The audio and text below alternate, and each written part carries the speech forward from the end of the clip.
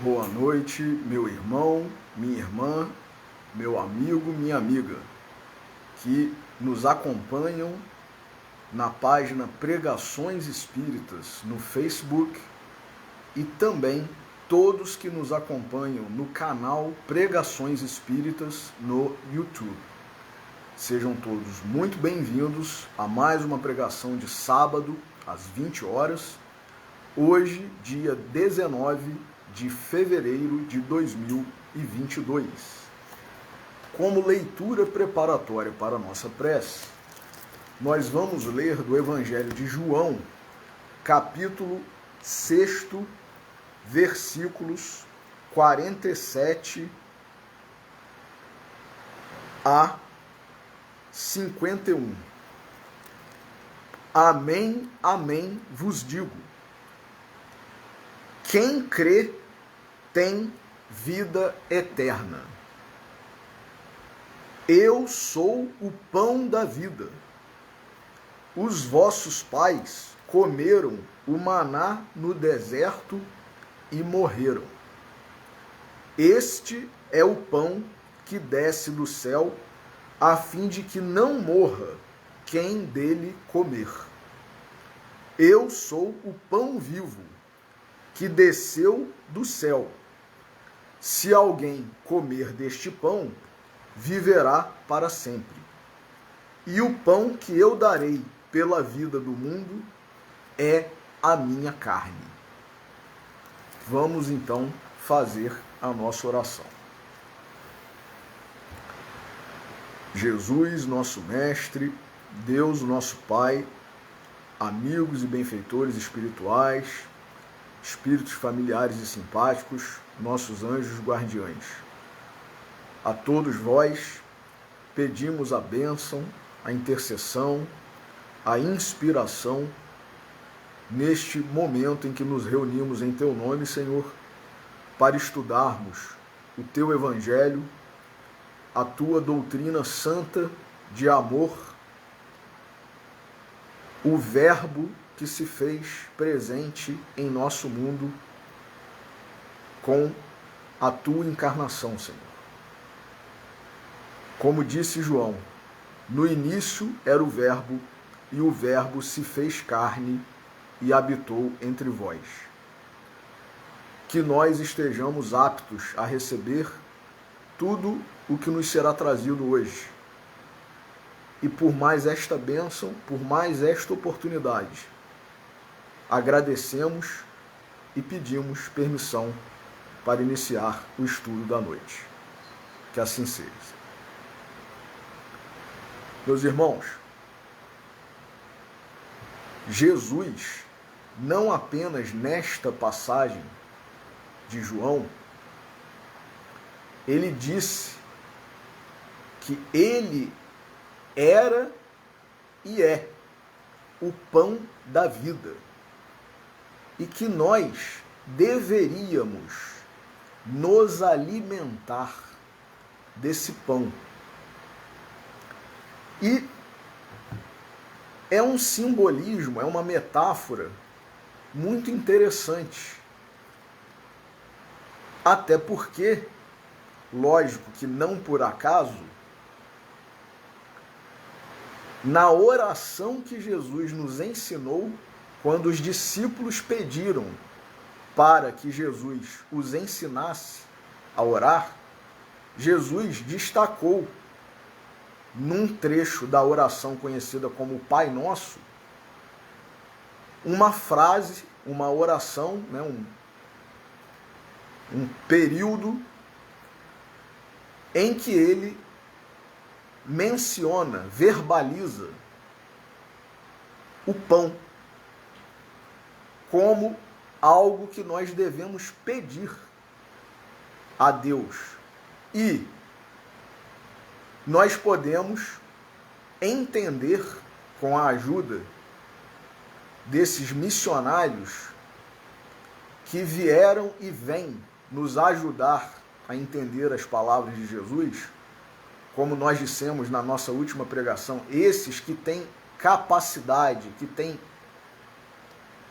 gabarito espiritual, moral, para interpretar as palavras de Jesus, nós podemos entender, com a ajuda desses gigantes da fé, gigantes do trabalho, da seara do Cristo, esse pão que Jesus nos ensinou a pedir, o pão nosso de cada dia, dá-nos hoje, ele tem dois significados na oração. O pão material, que é o alimento mesmo para o nosso corpo de carne, do qual nós necessitamos para sobreviver. E nós sabemos, inclusive, que ao longo da história da humanidade, muitos presos, cristãos, não cristãos, foram mantidos em suas celas, em seus cárceres, em masmorras, muitas vezes, ou seja lá onde tenha sido, a pão e água. Então, o pão é de fato um alimento que minimamente nos mantém vivos, minimamente. E Jesus nos ensinou a pedir o pão nosso, quer dizer, aquele alimento que nós temos direito. O pão nosso, o meu pão, o seu pão, cada um com o seu respectivo alimento necessário. Esse é o sentido do pão material, do pão feito de trigo. Alimento mesmo para o nosso corpo, para a nossa subsistência, para a nossa sobrevivência. Mas também, nessa mesma oração e nesse mesmo trecho, nós podemos entender que Jesus estava nos exortando a pedir a Deus diariamente o alimento espiritual. Diariamente, a cota, a porção de Jesus em nossas vidas, como o pão espiritual, o pão da vida, para que nós sobrevivamos espiritualmente. Então, nós não vamos aqui nos aprofundar na análise da oração do Pai Nosso e nem também no simbolismo deste pão, desta palavra, mas trouxemos alguns textos de Emmanuel, por exemplo, o grande intérprete que nós espíritas conhecemos das palavras de Jesus.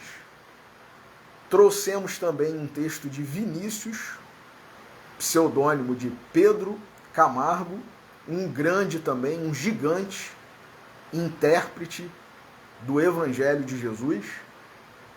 E, como eu tenho dito nas minhas pregações, de forma alguma nós temos pretensão aqui, até porque é impossível esgotarmos um assunto. É impossível nesse nível espiritual em que nós estamos. Mas isso não nos impede de aproveitar minimamente o que um Emmanuel, o que um Vinícius tem a nos dizer, a nos esclarecer sobre todos esses ensinamentos maravilhosos que Jesus nos deixou. Então, Jesus também nos exortou a comermos deste pão e bebermos do vinho, representando o pão, o corpo, o seu próprio corpo que ele daria por amor a nós, e o vinho representando o seu sangue. E disse mais Jesus: quem não comer deste pão e não beber deste vinho, não terá parte comigo. E aí, Vinícius, no livro Em Torno do Mestre, ele desenvolve, interpreta essas palavras de Jesus. Mas antes de nós lermos o texto de Vinícius, vejamos, por exemplo, o que Emmanuel diz no livro Palavras de Vida Eterna, capítulo 134, o texto psicografado por Francisco Cândido Xavier, intitulado Pão. E tem por epígrafe o versículo 48 do Evangelho de João, capítulo 6. Eu sou o pão da vida. E é um texto pequeno que nós leremos como uma leitura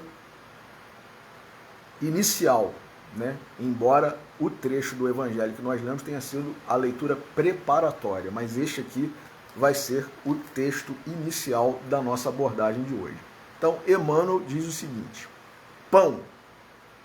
Importante considerar a afirmativa de Jesus comparando-se ao pão. Todos os povos, em todos os tempos, se ufanam dos pratos nacionais. As mesas festivas, em todas as épocas, banqueteiam-se com viandas exóticas, condimentação excitante, misturas complicadas, confeitos extravagantes, grande cópia de animais sacrificados.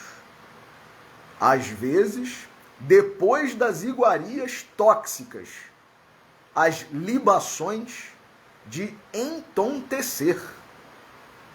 O pão, no entanto, é o alimento popular. Ainda mesmo quando varie nos ingredientes que o compõem e nos métodos de confecção em que se configura, é constituído de farinha amassada e vulgarmente fermentada, e que, depois de submetida ao calor do forno, se transforma em fator do sustento mundial. Sempre o mesmo, na avenida ou na favela, na escola ou no hospital.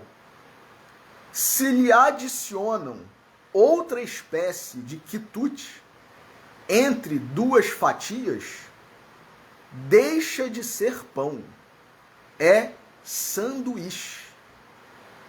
Se lançado à formação de acepipe, que o absorva, naturalmente desaparece. O pão é, invariavelmente, pão. Quando alguém te envolva no confete da lisonja, insuflando-te a vaidade, não te deis a superestimação dos próprios valores. Não te acredites em condições excepcionais e nem te situes acima dos outros. Abraça nos deveres diários o caminho da ascensão, recordando que Jesus, o enviado divino e governador espiritual da terra, não achou para si mesmo outra imagem mais nobre e mais alta que a do pão puro e simples. Meus irmãos, que texto de Emmanuel. Jesus se autodenominou um pão. Alimento simples, presente em todas as comunidades, em todas as classes sociais, em todos os lugares do mundo. E sempre o pão. Pode ter uma pequena diferença, como Emmanuel destaca aqui ou ali. É o pão árabe que não tem fermento, ou é o pão francês que nós ocidentais tanto admiramos, gostamos, mas é o pão. E quando começa, segundo Emmanuel, a acrescentar muitas coisas, deixa de ser pão e vira muitas vezes sanduíche. Olha aí, Emmanuel. E a gente, meus irmãos, a gente muitas vezes não se satisfaz com o pão puro e simples. A gente quer nem o sanduíche, a gente quer o fast food, que é o sanduíche rápido, pronto, cheio de condimentos, e que, na verdade, em vez de ser o pão puro e simples que nos faz sobreviver, nos intoxica, como diz o próprio Emmanuel aqui no início. Nos intoxica, abala a nossa saúde. Só que é o fast food, é a comida rápida, pronta. A gente tem pressa. A gente não quer esperar o pão ser assado no forno. A gente quer o fast food. E o pão verdadeiro que nos alimenta é esse, puro e simples. É o pão do Evangelho de Jesus. É o próprio Cristo. E a gente tem buscado outras coisas para de que nos alimentarmos. Muitas vezes nós desprezamos, né? O que tem hoje para comer? À noite, né, principalmente, muitos de nós não temos o costume de jantar. Muitos fazemos um lanche. E aí perguntamos, né? O que a gente tem hoje? Tem um pão aí. Só esse pão? Esse pão dormido? A gente quer o pão sempre também bonito, crocante. Então, quer dizer, a gente despreza, muitas vezes, esse alimento, que é um alimento puro, simples, que não nos intoxica e que é capaz de fazer com que nós sobrevivamos. E isso não apenas na acepção, no significado material. Muito mais nós buscamos fast food espiritual, infelizmente. Infelizmente. Então, Emmanuel está aqui a nos alertar. O que é o pão da vida? Jesus. Ele que é o enviado divino, como diz Emmanuel, e o governador espiritual da terra. Ele não se autodeclarou como uma iguaria, um caviar, né? Uma carne, sei lá, de altíssimo valor comercial, né? Ou um peixe, como nós temos ouvido aí, né? Como um rei dos peixes, né? Um salmão, né? Um atum, e sabe-se lá mais o que. Não, Jesus pura e simplesmente se autodenominou esse alimento puro e simples. Então, agora vejamos o que Vinícius fala, transcrevendo agora sim aquele trecho em que Jesus nos exorta a comermos deste pão e bebermos deste vinho. O pão e o vinho está no livro Em Torno do Mestre, de autoria de Vinícius. E Jesus partiu o pão e, distribuindo-o aos seus discípulos, disse: tomai e comei, este é o meu corpo, que é dado por vós. E tomando o cálice, acrescentou: tomai e bebei, este é o meu sangue. Quem não comer a minha carne e não beber o meu sangue, não tem parte comigo. Não pode ser meu discípulo. Fazei isto em memória de mim. E aí, meus irmãos, nós temos que recorrer a um Vinícius, a um Emmanuel, para entendermos o significado dessas palavras de Jesus. Então diz Vinícius, a comunhão do crente com o Cristo não é uma comunhão platônica, quer dizer, que figura somente nas ideias, no imaginário das pessoas. Não é uma comunhão platônica, a comunhão do crente, ou seja, nós que nos dizemos cristãos, com o Cristo. E ele diz, não é uma comunhão platônica que paira no terreno metafísico. E hoje está tão em voga essa palavra aí, né? Está na moda, metafísico. Não é uma comunhão platônica que paira no terreno metafísico, vago, impreciso. É, diz Vinícius, uma comunhão íntima, perfeita, integral. A carne e o sangue de Jesus são a carne e o sangue do crente.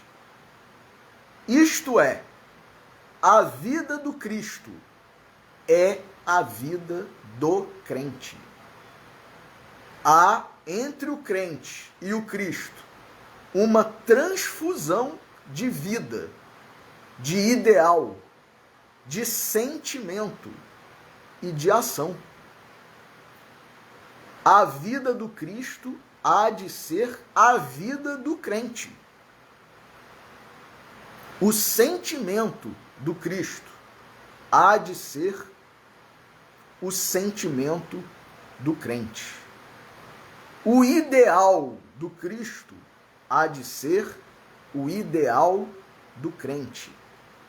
A ação do Cristo há de ser a ação do crente. Se não houver entre o mestre e o discípulo esta identificação, os discípulos não terão parte com ele, pois não comeram ainda a sua carne e não beberam o seu sangue. E aí, vejamos o que Vinícius fala agora, nessa frase, terminando esse parágrafo. Serão aspirantes ao cristianismo, mas não serão cristãos. Então, meus irmãos, nós que comumente nos dizemos cristãos, na verdade, nós estamos nos autodenominando de forma errada. Por quê? O nosso sentimento é o sentimento do Cristo? O nosso ideal é o ideal do Cristo? A nossa ação é a ação do Cristo? Se nós respondermos não para todas ou para alguma dessas hipóteses, nós não podemos nos dizer cristãos ainda. Somos, como diz Vinícius, aspirantes, mas não cristãos ainda.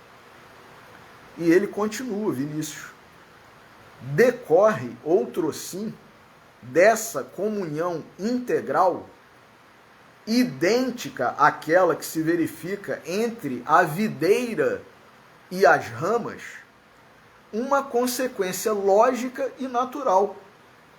Os crentes que tiverem a vida do Cristo transfundida em si próprios viverão uma vida comum.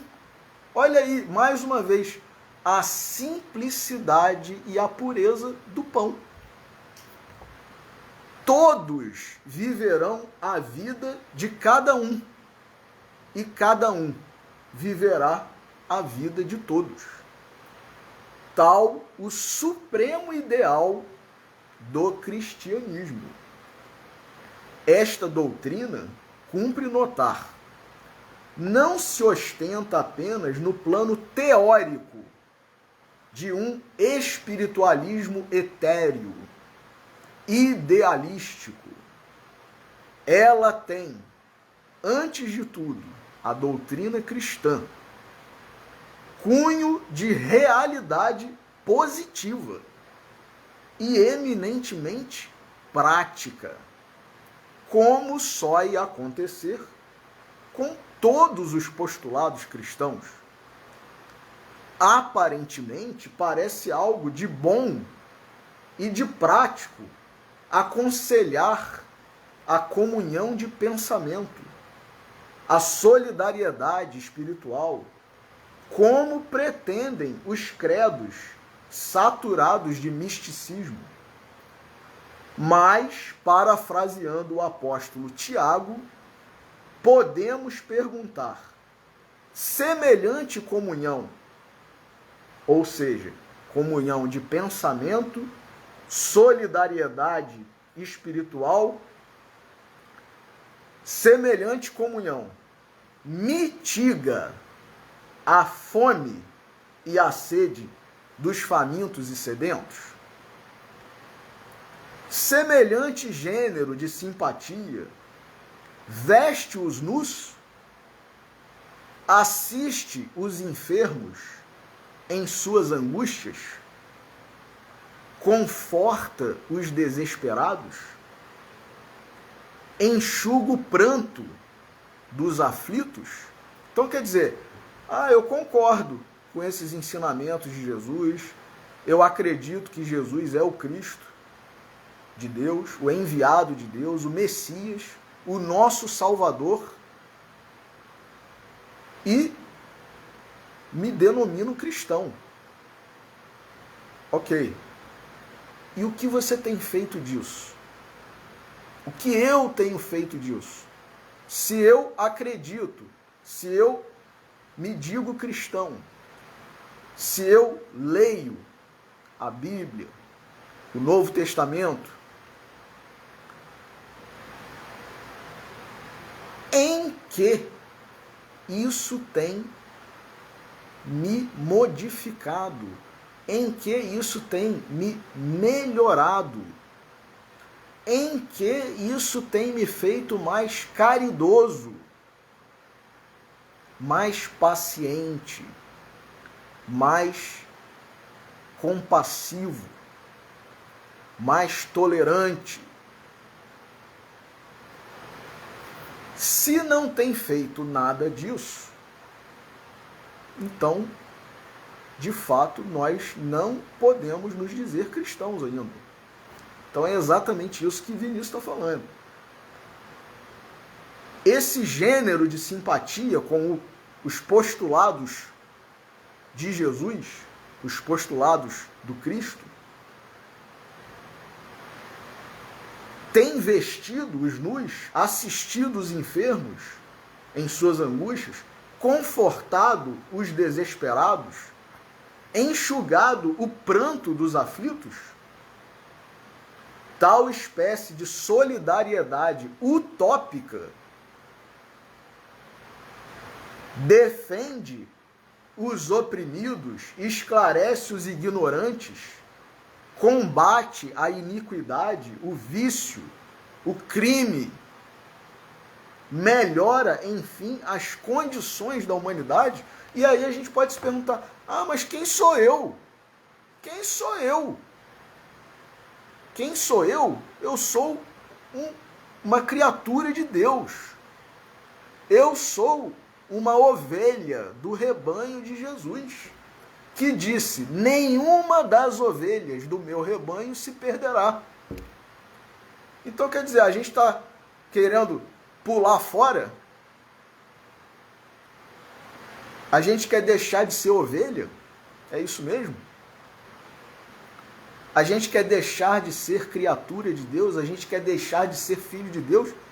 No Evangelho segundo o Espiritismo tem lá dizendo que cabe a cada um de nós, na medida das nossas possibilidades, das nossas capacidades, colaborar na obra da criação, fazendo a nossa parte. Então a gente acha: quem sou eu? Quem sou eu? Eu não vou mudar a humanidade. Não vai mudar a humanidade, mas vai mudar, às vezes, o seu lar, a sua família, o seu condomínio, o seu local de trabalho, a sua empresa, o setor do serviço público onde você trabalha, o hospital, a sala de aula. Cada um de nós, na nossa profissão, na nossa atividade, na nossa família, na nossa convivência. É muito fácil, diz Vinícius, pregar e mesmo praticar a comunhão de pensamento e outras tantas comunhões líricas, inspiradas no platonismo. Mas não é essa, certamente, a comunhão ensinada, sentida e exemplificada por Jesus Cristo. A comunhão cristã é um fato, é uma realidade viva e palpitante. É uma identificação perfeita da vida coletiva com a vida de cada indivíduo e da vida de cada indivíduo com a vida coletiva. Nós temos que nos sentir integrantes do todo. Nós, no nosso egoísmo, muitas vezes, nós nos isolamos, nós nos afastamos. Eu não quero saber mais. E muitas vezes, como Jesus disse na parábola do semeador, até brota a semente, nós recebemos até com alegria e entusiasmo a semente e começa a germinar. Mas quando vem, dependendo do terreno que nós somos, as pedras, os espinhos, a gente se deixa desfalecer, né? Morrer espiritualmente. Então a gente desiste.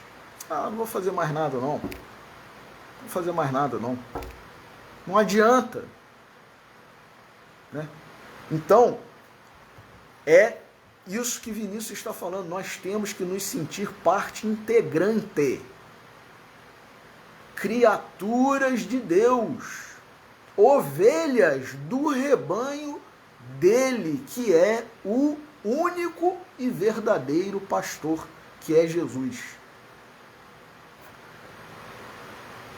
Não paira, diz Vinícius, nas alturas alcandoradas do idealismo estéril.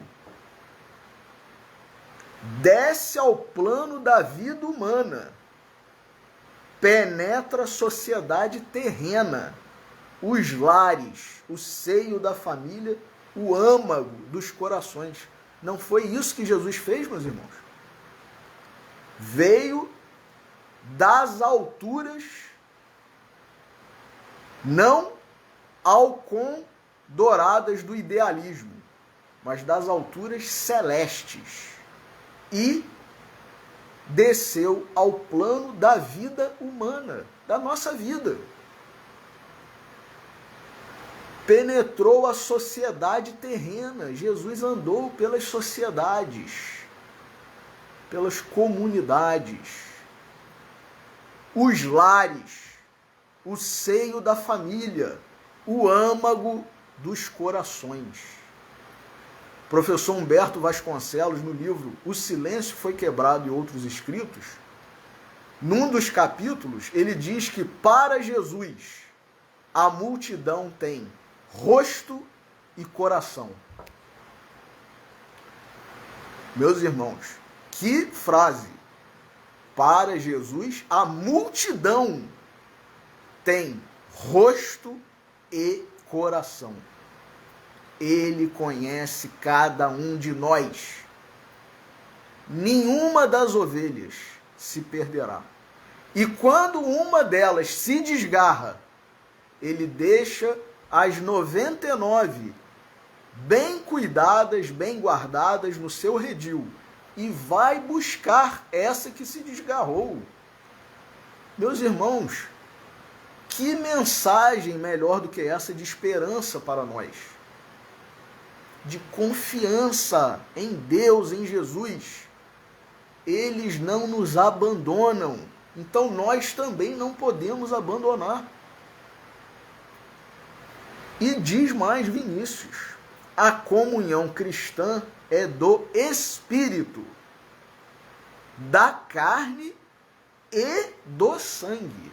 Então não tem essa de, agora eu estou encarnado, eu estou com o véu do esquecimento, e isso e aquilo. Então a gente usa 1000 desculpas para não cumprir com as nossas tarefas, para não honrar os compromissos que assumimos, muitas vezes, na espiritualidade, antes de encarnarmos.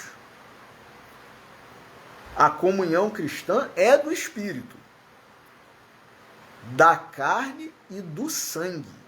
Jesus é o Verbo encarnado que habitou entre os homens, sentiu as suas dores, experimentou as suas angústias, sondou as suas chagas, pensou as suas feridas. Jesus, Vinícius está dizendo aqui, sentiu e sente as nossas dores. Experimentou e experimenta as nossas angústias. Sondou e sonda as nossas chagas. Inclusive tem um hino maravilhoso, se não me falha a memória, se eu não estou enganado, do Padre Zezinho. Senhor, eu sei que tu me sondas. Um hino católico, maravilhoso. E pensou e pensa, quer dizer, cuida, limpa, medica as nossas feridas. Foi com fatos e não com pensamentos e palavras que Jesus estabeleceu sua comunhão com a humanidade sofredora. Jesus não apenas ensinou com palavras. Jesus mostrou, praticou, concretizou, agiu. Os mensageiros do Batista, por exemplo, tiveram ocasião de testemunhar a maneira pela qual Jesus se revelava o Cristo de Deus. Sua doutrina é bem diferente da doutrina engalanada de certos credos, cuja eficiência não vai além da sonoridade de frases estudadas, proferidas mais com o fito de fascinar a mente popular do que de esclarecer a verdade. Olha aí, meus irmãos. E propugnar o advento da justiça na terra. Muitas vezes nós mesmos, nos dizendo cristãos, temos feito isso.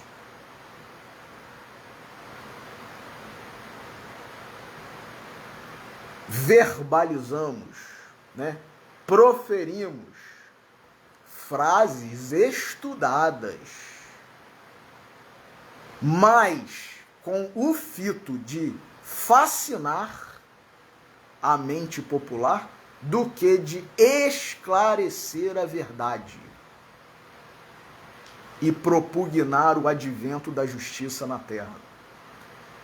Jesus, diz Vinícius, não deu joio aos homens, deu-lhes trigo. E nós, muitas vezes, cristãos, damos joio.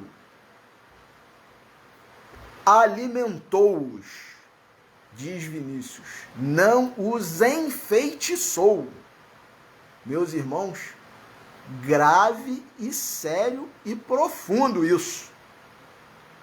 Jesus não deu joio aos homens, deu-lhes trigo. Alimentou-os, não os enfeitiçou, não os envenenou. A comunhão do lirismo espiritualista que deixa a carne e o sangue apodrecerem na dor e na angústia, não é aquela que Jesus determinou que se fizesse em sua memória e em substituição da Páscoa dos judeus. O crente em Cristo há de sentir a dor moral e física do seu irmão, qual se fora em si mesmo. A fraternidade cristã importa numa questão de fato. Nunca será demais repeti-lo. É de fato. Não é de palavras, de teorias. Vinde a mim, benditos de meu Pai, porque tive fome e me destes de comer. Tive sede e me saciastes. Estive nu e me vestistes. Estive enfermo e prisioneiro e me visitastes. Apartai-vos de mim, réprobos, porque permanecestes impassíveis diante de minhas angústias e de minhas aflições. Tanto estes quanto aqueles dirão: Senhor, quando te vimos em necessidade e te acudimos, ou deixamos de te valer? Jesus retrucará: todas as vezes que valestes ou deixastes de valer aos mais pequenos e humildes da terra, foi a mim que o fizestes. Eis aí, diz Vinícius, a lei e os profetas segundo o conceito cristão. O cristianismo não responde pelas adulterações que os homens, em seu egoísmo, pretendem introduzir na sua estrutura doutrinária, mais atual do que nunca. Adulterações que nós, ditos cristãos, autoproclamados cristãos, temos feito muitas vezes no Evangelho de Jesus. Tal é a verdade que o Espírito Consolador veio restabelecer a propósito do pão e do vinho que Jesus deu a comer e a beber aos seus apóstolos, como símbolos do seu corpo e do seu sangue imolados à causa da redenção humana. Meus amigos, que texto de Vinícius profundo. Precisamos, inclusive, reler várias vezes. Cada um entrando em seu aposento, fechando a porta, para estabelecer a sintonia espiritual, mental, com a espiritualidade superior. Nós temos que ler e reler esses textos, esse de Vinícius, profundíssimo. O de Emmanuel, que nós lemos também, e ainda tem um outro, mas antes, se nós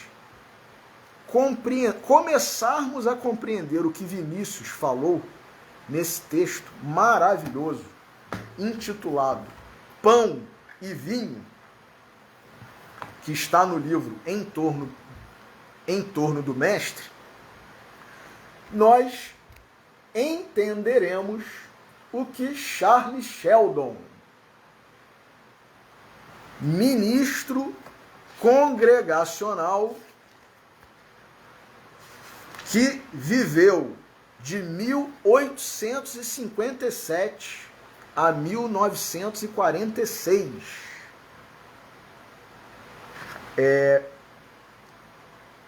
em Dakota, nos Estados Unidos, e que foi também um gigante do cristianismo. E, além dos cultos, das pregações que fez ao longo da sua vida, deixou esse livro maravilhoso que inclusive era indicado e chegou a ser vendido na livraria da Escola Jesus Cristo, indicado pelo professor Clóvis Tavares. Livro intitulado Em Seus Passos, o que faria Jesus? Se nós entendermos esse texto de Vinícius, nós entenderemos esse livro, essa proposta de Charles Sheldon, que é exatamente nós vivenciarmos e não apenas conhecermos, estudarmos, meditarmos ou mesmo verbalizarmos a palavra de Jesus, a doutrina cristã, não apenas, mas sobretudo vivenciar. E aí nesse livro interessantíssimo, livro pequeno, poucas páginas, essa é a edição mais moderna aqui em português, da editora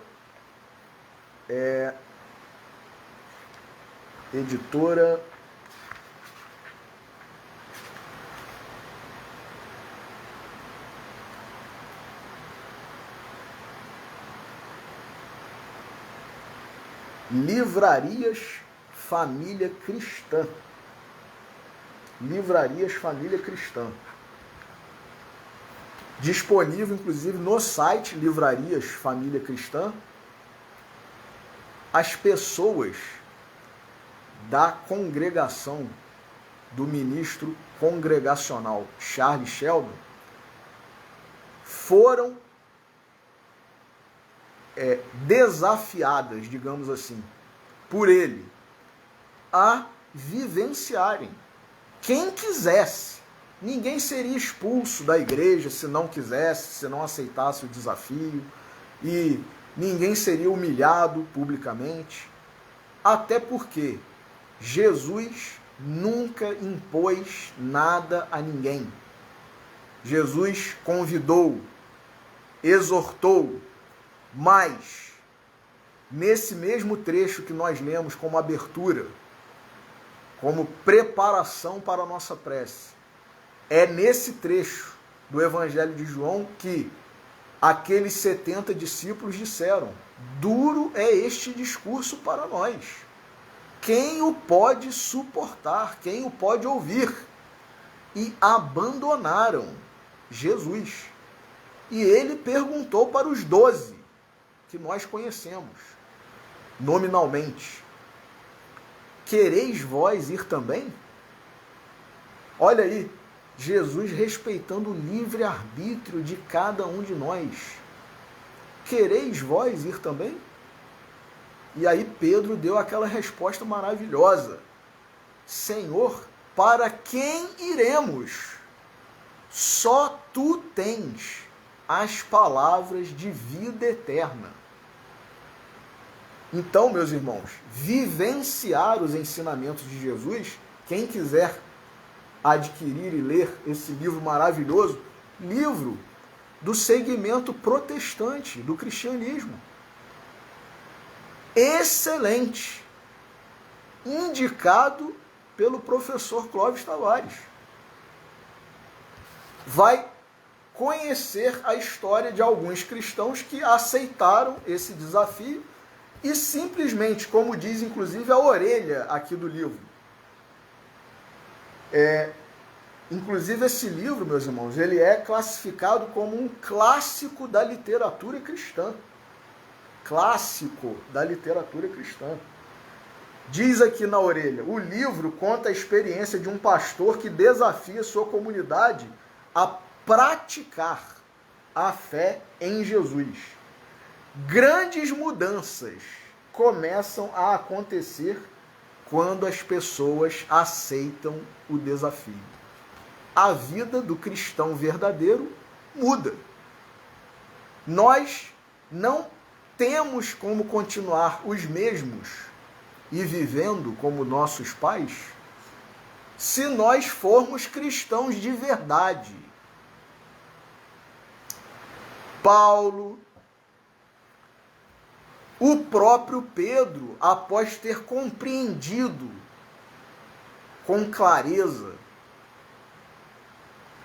o que aconteceu após a sua negação repetida 3 vezes de que não conhecia Jesus, porque estava vendo o seu mestre, o seu líder, ser preso e crucificado.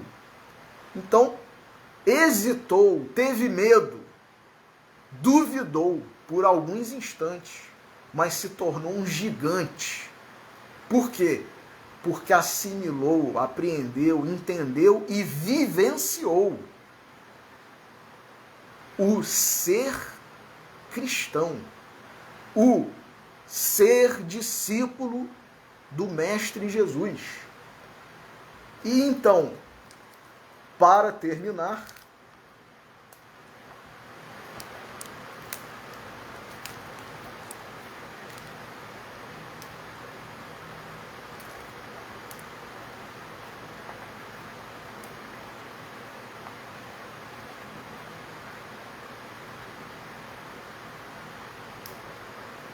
nós vamos ler também de Emmanuel, do livro Vinha de Luz, capítulo 173, livro psicografado por Francisco Cândido Xavier. O capítulo 173, intitulado O Pão Divino. E tem por epígrafe o versículo 32 do capítulo 6 do Evangelho de João. Moisés não vos deu o pão do céu, mas meu Pai vos dá o verdadeiro pão do céu. O pão divino. Toda a regimentação religiosa na terra não tem escopo maior que o de preparar as almas ante a grandeza da vida espiritual. Templos de pedra arruinam-se.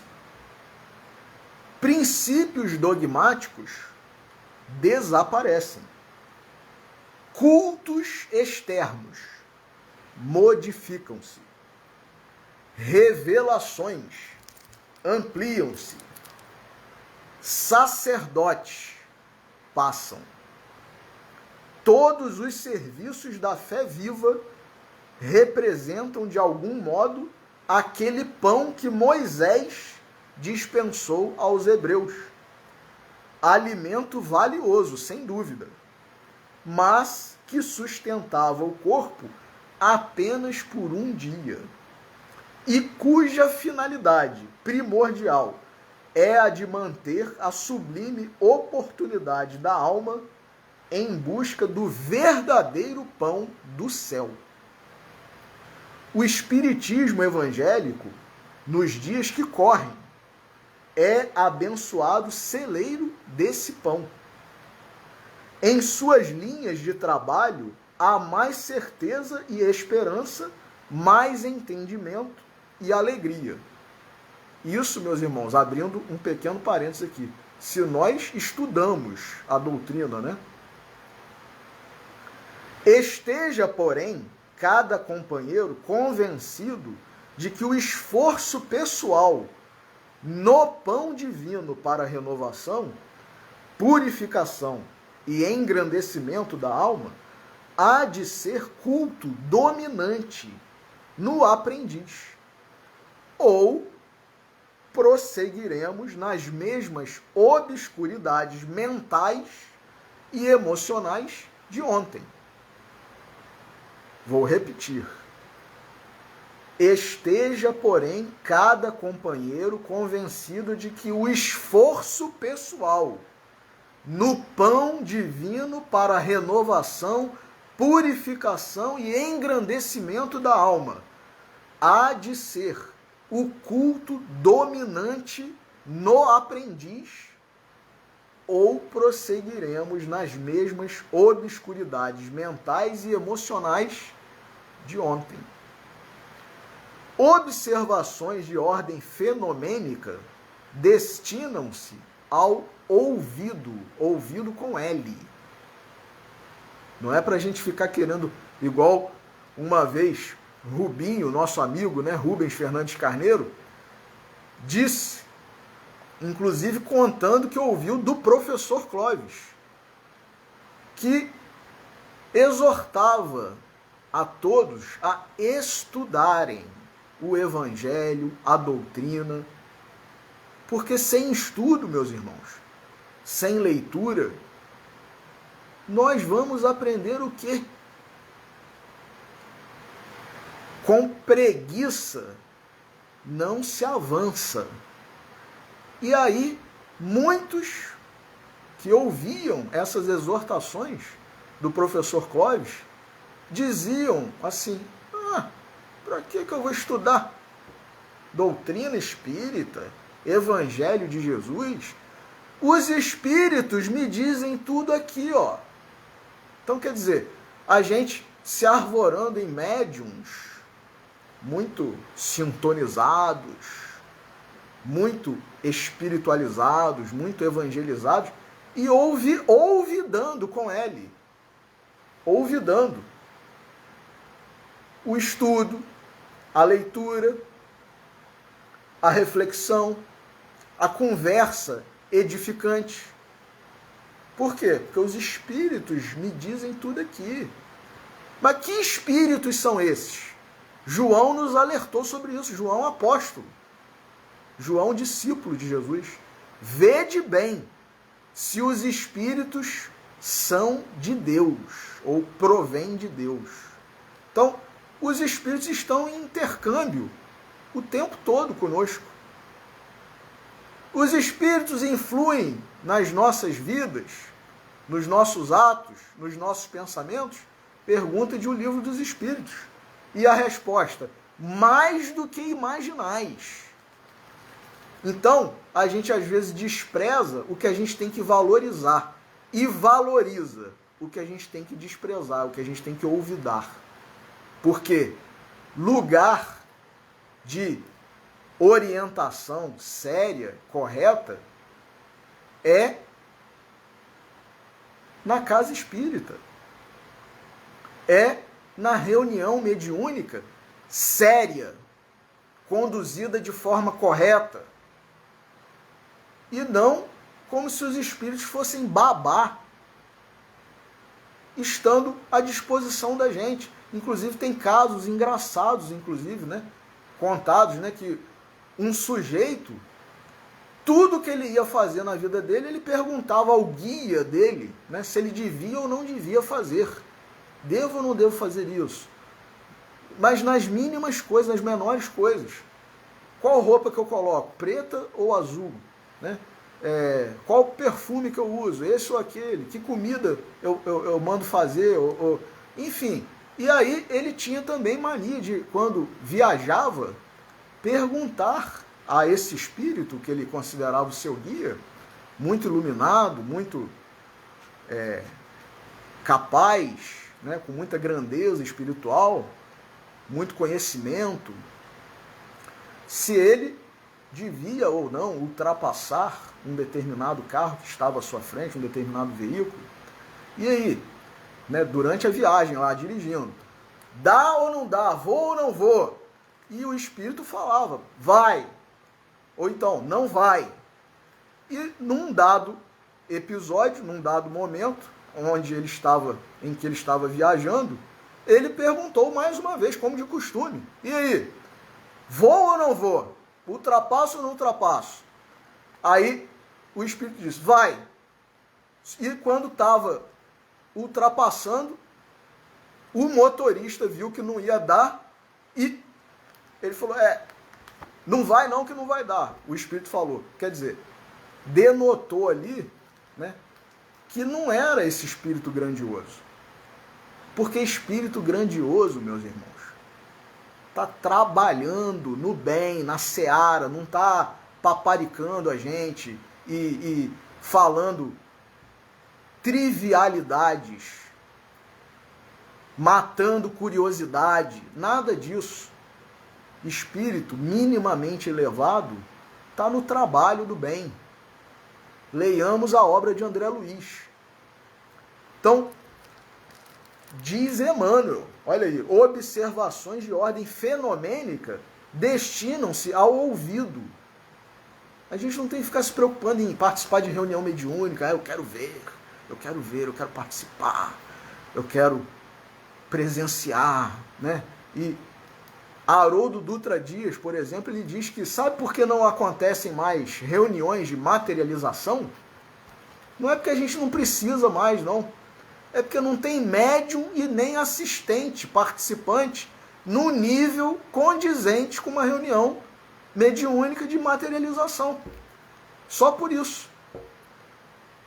Então, muitas vezes, a nossa curiosidade, que é mera curiosidade, que é uma curiosidade superficial, porque se fosse uma curiosidade boa, proveitosa, nós nos dedicaríamos não somente a querer participar de uma reunião mediúnica, mas, sobretudo, de estudar a mediunidade.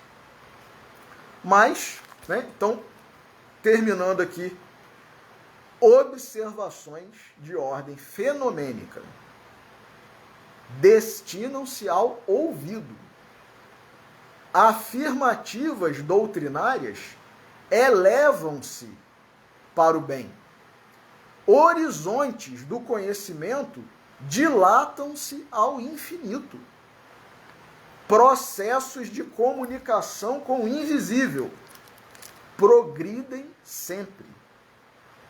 Médiuns sucedem-se uns aos outros.